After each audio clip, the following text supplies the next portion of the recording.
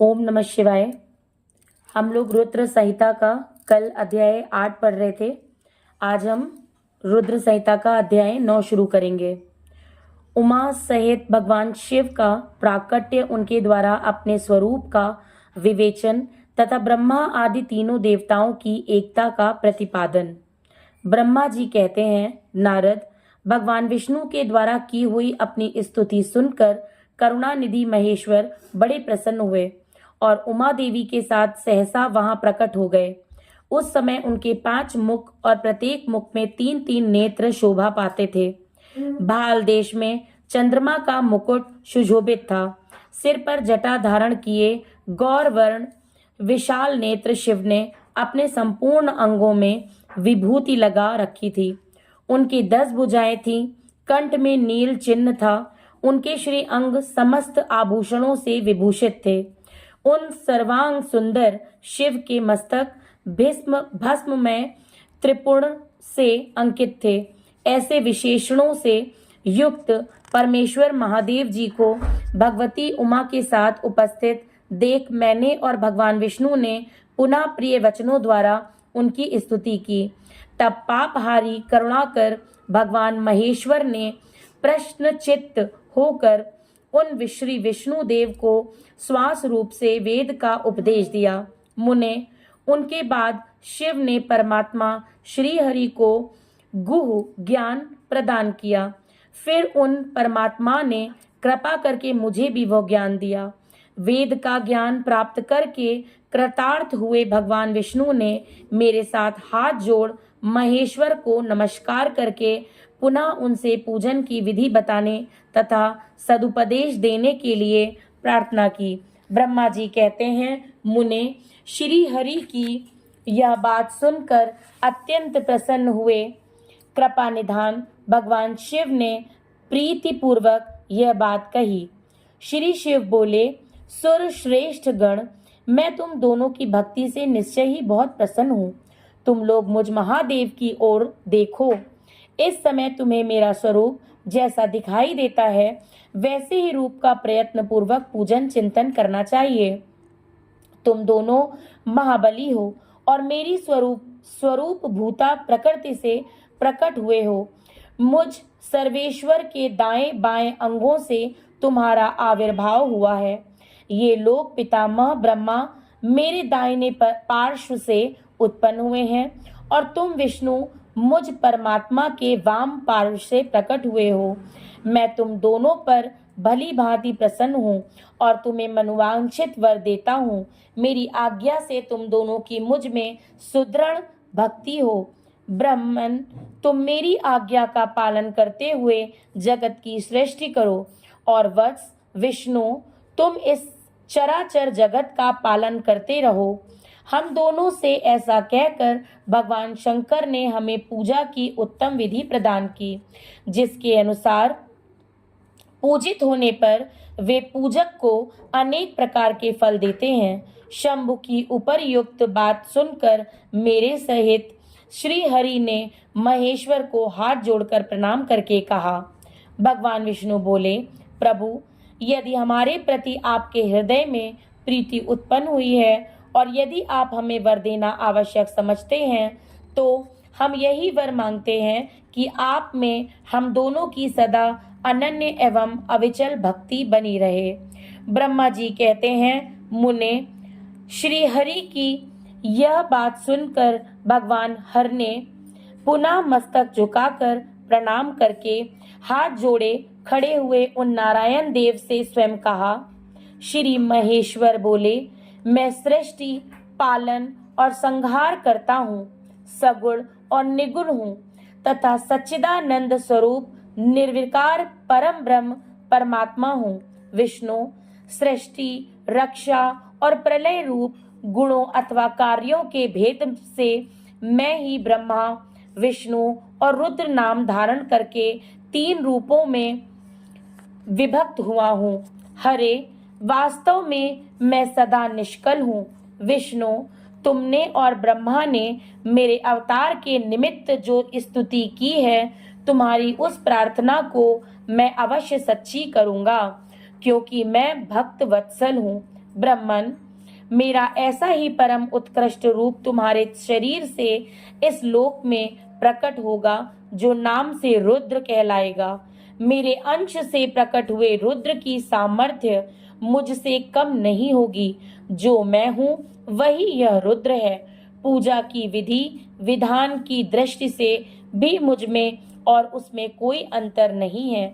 जैसे ज्योति का जल आदि के साथ संपर्क होने पर भी उसमें स्पर्श दोष नहीं लगता, उसी प्रकार मुझ निर्गुण परमात्मा को भी किसी के संयोग से बंधन नहीं प्राप्त होता। ये मेरा शिव रूप है। जब रुद्र प्रकट होंगे तब वे भी शिव के ही तुल्य होंगे।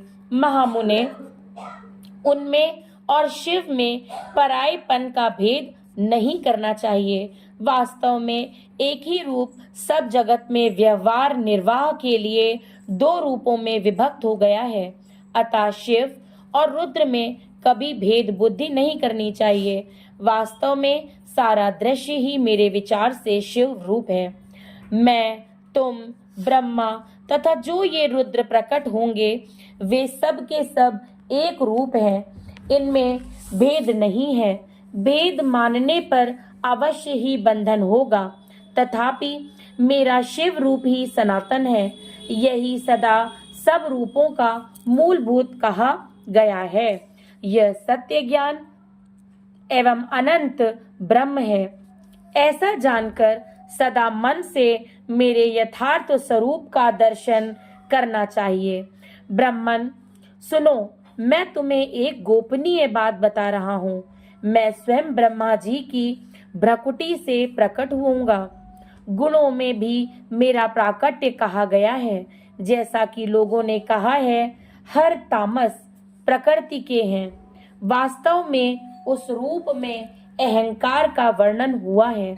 उस अहंकार को केवल तामस ही नहीं, वैकारिक यानी कि सात्विक भी समझना चाहिए, क्योंकि सात्विक देवगण वैकारिक अहंकारी की ही दृष्टि है। यह तामस और सात्विक आदि भेद केवल नाम मात्र का है, वस्तुतः नहीं है। वास्तव में हर को तामस नहीं कहा जा सकता। ब्रह्मन, इस कारण से तुम्हें ऐसा करना चाहिए। तुम तो इस सृष्टि के निर्माता बनो और श्री हरि इसका पालन करें तथा मेरे अंश से प्रकट होने वाले जो रुद्र हैं वे इसका प्रलय करने वाले होंगे। ये जो उमा नाम से विख्यात परमेश्वरी प्रकृति देवी हैं, इन्हीं की शक्ति भूता वाग देवी ब्रह्मा जी का सेवन करेंगी। फिर इन प्रकृति देवी से वहां जो दूसरी शक्ति प्रकट होगी वे लक्ष्मी रूप से भगवान विष्णु का आश्रय लेंगी। तदंतर पुनः काली नाम से जो तीसरी शक्ति प्रकट होंगी वे निश्चय ही मेरे अंशभूत रुद्र देव को प्राप्त होंगी। वे कार्य की सिद्धि के लिए वहां ज्योति रूप से प्रकट होंगी। इस प्रकार मैंने देवी की शुभ स्वरूपा पराशक्तियों का परिचय दिया। उनका कार्य क्रमशः सृष्टि, पालन और संहार का संपादन ही है। सुरश्रेष्ठ, ये सबकी सब मेरी प्रिया प्रकृति देवी की अंशभूता हैं। हरे, तुम लक्ष्मी का सहारा लेकर कार्य करो। ब्रह्मन, तुम्हें प्रकृति की अंशभूता वाग देवी को पाकर मेरी आज्ञा के अनुसार मन से सृष्टि कार्य का संचालन करना चाहिए और मैं अपनी प्रिया की अंशभूता परात्पर काली का आश्रय ले रुद्र रूप से प्रलय संबंधी उत्तम कार्य करूंगा। तुम सब लोग अवश्य ही संपूर्ण आश्रमों तथा उनसे विभिन्न अन्याय विविध कार्यों द्वारा चारों वर्णों से भरे हुए लोक की सृष्टि एवं रक्षा आदि करके सुख पाओगे। हरे, तुम ज्ञान विज्ञान से संपन्न तथा संपूर्ण लोकों के हितैषी हो, अतः अब मेरी आज्ञा पाकर जगत में सब लोगों के लिए मुक्तिदाता बनो। मेरा दर्शन होने पर जो फल प्राप्त होता है वही तुम्हारा दर्शन होने पर भी होगा। मेरी यह बात सत्य है, सत्य है। इसमें संशय के लिए स्थान नहीं है। मेरे हृदय में विष्णु है और विष्णु के हृदय में मैं हूँ। जो इन दोनों में अंतर नहीं समझता वही मुझे विशेष प्रिय है।